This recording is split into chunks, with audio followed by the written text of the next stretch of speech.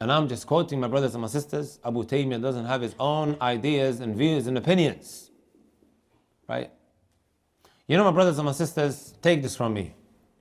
There is a 3-step strategy that is used to strip us of our Muslim identity. You have non-Muslims today, and I've done a lot of research on it. Right? You're probably wondering why I'm still walking around freely, even though I've been addressing a lot of the modern day ideologies. Right?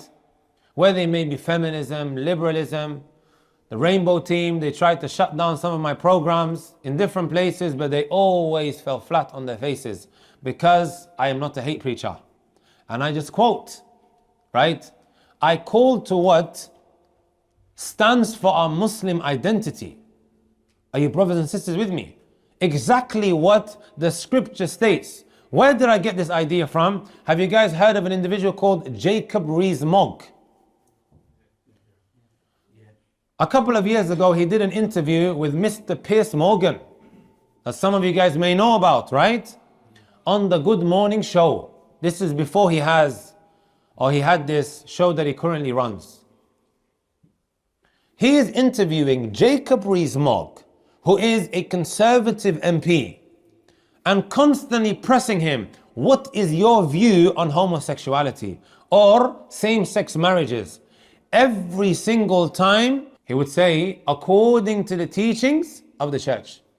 And then Pierce, the kind of individual he is, keeps asking him, but what is your opinion? Because it doesn't matter what my opinion is. According to the teachings of the church, this is not how you structure your life. This is Pierce. This is Jacob Rees-Mogg, brothers and sisters. Right? A white Christian man who is part of the Conservative Party, sits in Parliament, non-apologetic about what he believes, doesn't bite his tongue, right? Calls to what he stands for, my brothers and my sisters.